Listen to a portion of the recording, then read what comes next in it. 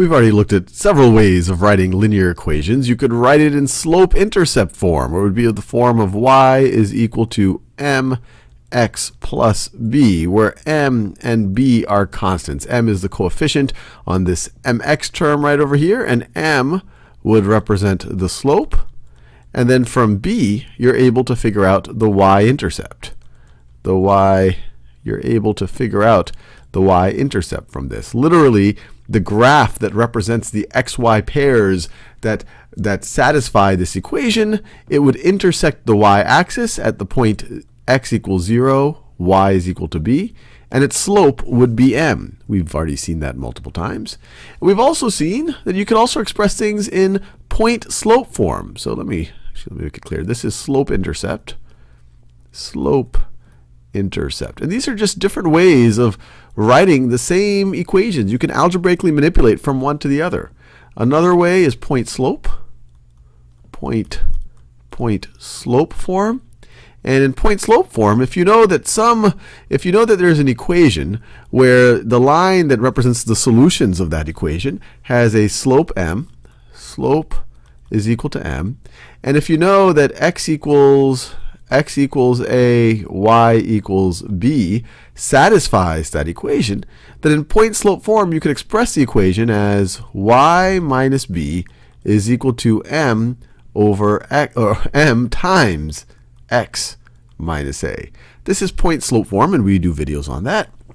But what I really want to get into in this video is another form, and it's a form that you might have already seen, and that is standard form.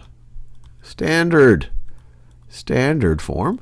And standard form takes the shape of ax plus by is equal to c, where a, b, and c are integers.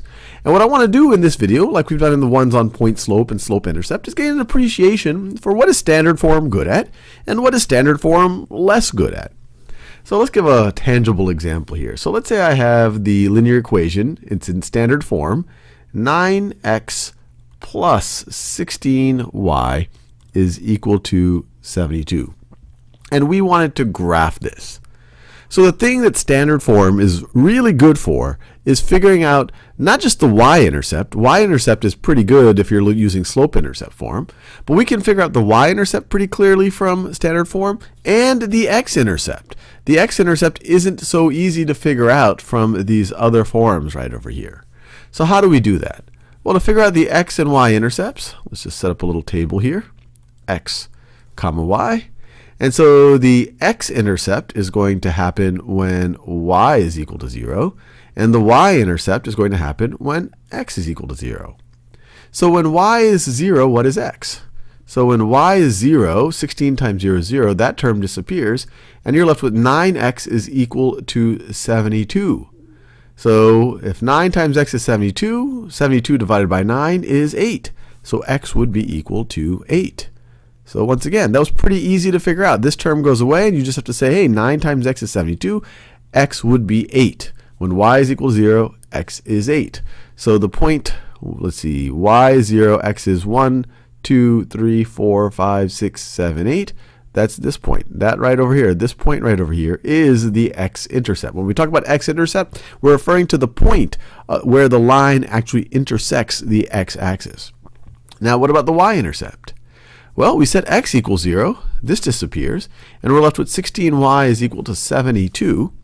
And so we could solve that. So we could say, all right, 16y is equal to 72. And then divide both sides by 16. We get y is equal to 72 over 16. And let's see, what is that equal to? That is equal to, let's see, they're both divisible by 8. So that's 9 over 2. Or we could say it's 4.5. So when x is 0, y is 4.5. And so we could plot that point as well. X is 0, y is 1, 2, 3, 4.5. And just with these 2 points are enough to graph a line. We can now graph it. So let's do that. So let me, whoops, I thought I was using the tool that would draw a straight line. Let me see if I can, so the line will look something like that. There you have it. I've just graphed I've just graphed. This is the line that represents all the x and y pairs that satisfy the equation 9x plus 16y is equal to 72. Now, I mentioned standard form's good at certain things, and the good thing that standard form is, where it's maybe somewhat unique relative to the other forms we looked at, is it's very easy to figure out the x-intercept. It was very easy to figure out the x-intercept from standard form, and it wasn't too hard to figure out the y-intercept either. If we looked at slope-intercept form, the y-intercept just kind of jumps out at you. At point-slope form, neither the x nor the y-intercept kind of jump out at you. The place where slope-intercept or point-slope form are frankly better is that it's pretty easy to pick out the slope here, while in standard form you would have to do a little bit of work. You could use these 2 points. You could use the x and y intercept as 2 points and figure out the slope from there. So you could literally say, okay, if I'm going from this point to this point, my change in x to go from 8 to 0 is -8, and to go from 0 to 4.5, I wrote the little delta there unnecessarily. So when you go from 8 to 0, your change in x is equal to -8. And to go from 0 to 4.5, your change in y is going to be 4.5. So your slope, once you've figured this out, you could say, okay, this is going to be change in y, 4.5, over change in x over -8. And since at least I don't like a decimal up here, let's multiply the numerator and the denominator by 2. You get -9 over 16. Now once again, we have to do a little bit of work here. We either use these 2 points. It didn't just jump immediately out of this, although you might see a little bit of a pattern of what's going on here. But you still have to think about, is it negative? Is it positive? You have to do a little bit of algebraic manipulation. Or what I typically do if I'm looking for the slope, I actually might put this into one of the other forms, especially slope-intercept form.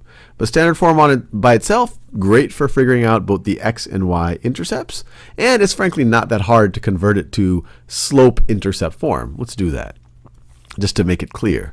So if you start with 9x, let me do that in yellow.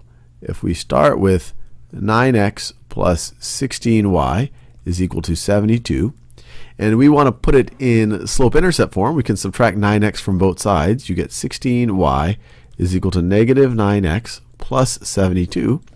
And then divide both sides by 16. So divide everything by 16.